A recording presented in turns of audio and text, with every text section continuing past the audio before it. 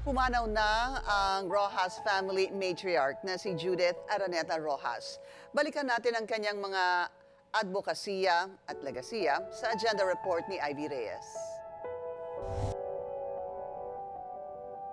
Isang ina, pilantropo at matibay na tagapagtaguyod ng mga proyekto para sa social development. Yan si Judith Judy Araneta Rojas.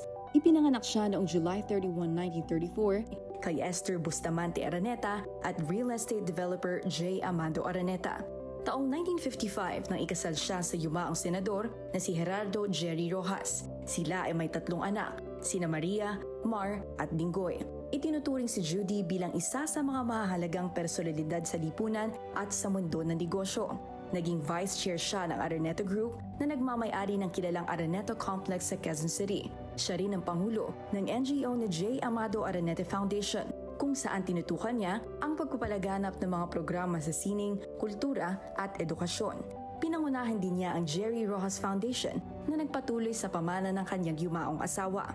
Bilang ina ng dating senador na si Mar Rojas, si Judy ay isa ring mahalagang bahagi ng political landscape ng Pilipinas. Patunay din ang kanyang pagmamahal at dedikasyon sa pamilya ang mga social media posts ng asawa ni Mar na si Corina Sanchez.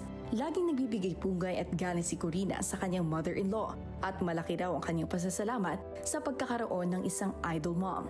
Pumanaw si Judy pero ang alaala niya ay patuloy na mabubuhay sa kanyang pamilya, sa mga organisasyong kanyang pinangasiwaan at sa mga buhay na kanyang pinayaman.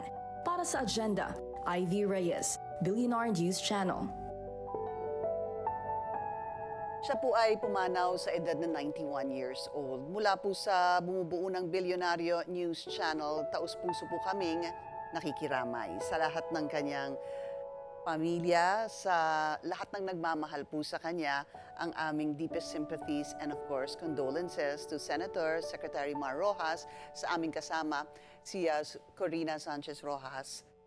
Our deepest condolences.